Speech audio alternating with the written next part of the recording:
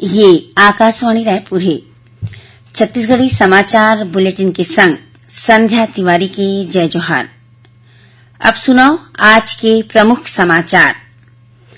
लोकसभा चुनाव के दूसरे चरण के तहत प्रदेश के राजनांदगांव, कांकेर, महासमुंद सीट पर आज अधिसूचना जारी। बस्तर लोकसभा क्षेत्र में नामांकन पत्र मन की जांच में 1 नामांकन पत्र रद्द, 11 नामांकन वैध पाए गए हैं। प्रदेश में जमीन और आने अचल संपत्ति के पंजीयन के काम 29 ले 31 मार्च तक सरकारी छुट्टी के दौरान भी करे जाही। और छत्तीसगढ़ में लोकसभा चुनाव ला देखत मतदाता मन ला जागरूक करे बर आने कार्यक्रम के आयोजन करे जावत है। अब समाचार विस्तार ले। लोकसभा चुनाव के दूसरे चरण के तहत प्रदेश के राजनांदगांव, कांकेर और महासमुंद सीट पर आज संबंधित जिला के निर्वाचन अधिकारी डाहर ले अधिसूचना जारी कर दे गए है। एक संग नामांकन के प्रक्रिया घलो शुरू हो गई है। नामांकन दाखिल करे की आखिरी तारीख 4 अप्रैल आए। 5 अप्रैल के नामांकन पत्र मन की जांच करे जाही। उम्मीदवार 8 अप्रैल तक अपन नाम वापस ले सके। दूसरे चरण में 26 अप्रैल के मतदान होही। कांकेर लोकसभा क्षेत्र के निर्वाचन अधिकारी अभिजीत सिंह बताई है कि ये लोकसभा सीट के अंतर्गत सिहावा, संजारी, बालोद, डोंडी लोहारा, गुंडरदेही, अंतागढ़, भानुप्रतापपुर, कांकेर और केशकाल समेत 8 विधानसभा क्षेत्र आते। उन्हें राजनांदगांव लोकसभा क्षेत्र के निर्वाचन अधिकारी संजय अग्रवाल बताई है कि ये क्षेत्र के अंतर्गत पंडरिया, कवर्धा, खैरागढ़, डोंगरगढ़, राजनांदगांव, डोंगरगांव, खुज्जी और मोहला मानपुर समेत 8 विधानसभा क्षेत्र शामिल हवे। उमन बताई कि पंडरिया, कवर्धा, खैरागढ़, डोंगरगढ़, राजनांदगांव, डोंगरगांव और खुज्जी में बिहनिया 7 बजे ले संझा 6 बजे तक वोटिंग होही। ऐसने ही मोहला मानपुर विधानसभा क्षेत्र में बिहनिया 7 बजे ले मंझनिया 3 बजे तक वोट डाले जाही। महासमुंद लोकसभा क्षेत्र के निर्वाचन अधिकारी प्रभात मलिक बताई है कि ये क्षेत्र के अंतर्गत सरायपाली, बसना, खल्लारी, महासमुंद, राजिम, बिंद्रानवागढ़, कुरुद और धमतरी समेत 8 विधानसभा क्षेत्र शामिल हवे।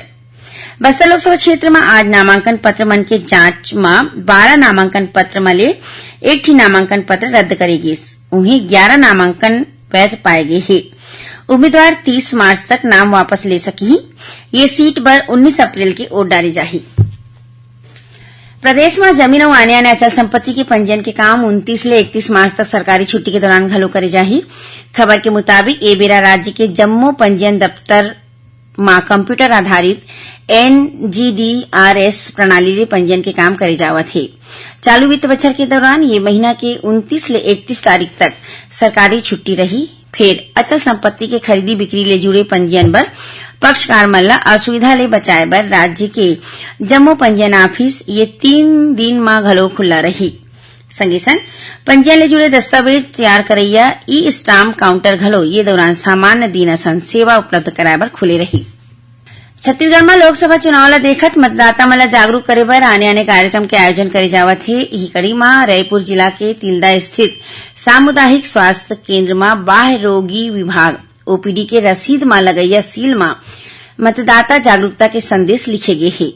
ऐसने ही सामान्य इलाज बर अवैया मरीज मन ला देवैया रसीद के माध्यम ले लोगन मन ला वोट डाले के अपील करे गए है।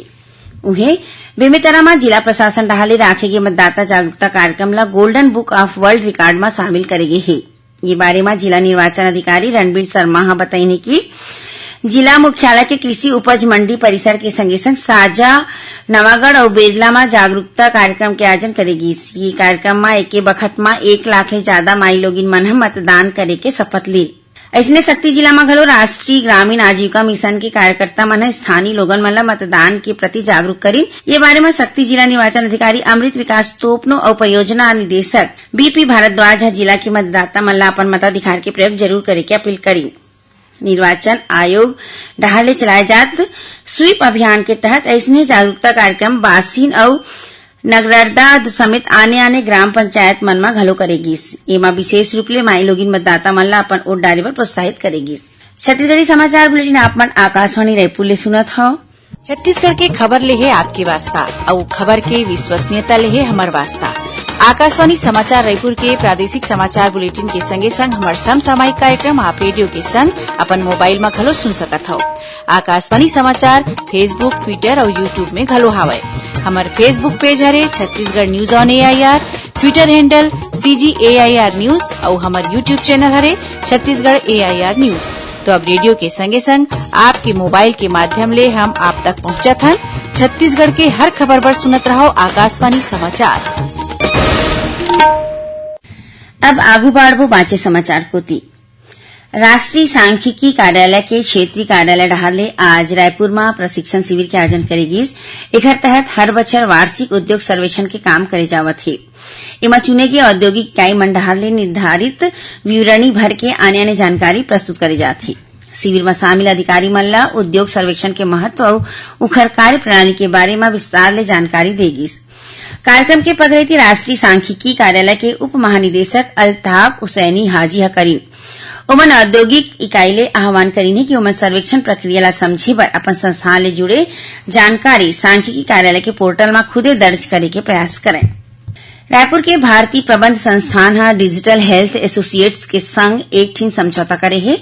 एकर तहत प्रधानमंत्री जन आरोग्य योजना और आयुष्मान भारत अभियान समेत आने स्वास्थ्य कार्यक्रम के समीक्षा करे जाही। संगे संग ये योजना के लागू होएले हितग्राही मन ला मिलैया लाभ के मूल्यांकन घलो करे जाही। सरगुजा में जिला प्रशासन हा नीट परीक्षा के अभ्यर्थी मन की तैयारी बर निःशुल्क आवासीय कोचिंग शुरू करे हे। कलेक्टर विलास भोसकर बताइने कि ये कोचिंग में 12वीं पढ़िया छात्र छात्रा मन ला शामिल करेगे हे। कलेक्टर आज पुलिस लाइन स्थित शासकीय उच्चतर माध्यमिक विद्यालय में पहुंच के ये कोचिंग में शामिल होया लइका मन ला शुभकामना दी। ये कोचिंग में अब तक 132 विद्यार्थी मन पंजीयन कराए हे। कलेक्टर बताइने कि विद्यार्थी मन ला हॉस्टल ले कोचिंग स्थल तक लाने लेगे बर निःशुल्क बस के व्यवस्था घलो करेगे हे। बिलासपुर जिला में आदिम जाति और अनुसूचित जाति विकास विभाग डहाले जम्मू आश्रम छात्रावास मन के सीसीटीवी ले निगरानी करे जाही।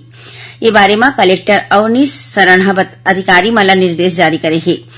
आज कलेक्टरेट परिसर में हुए छात्रावास अधीक्षक मन के बैठका में कलेक्टर हा कहीने कि छात्रावास में रहिया लइका मन ला घर जैसे वातावरण देवाए जाना चाहिए। एकर बर आने तहसील के एसडीएम मन ला बेरा बेरा में छात्रावास के निरीक्षण करे बर घलो कहे गे हे।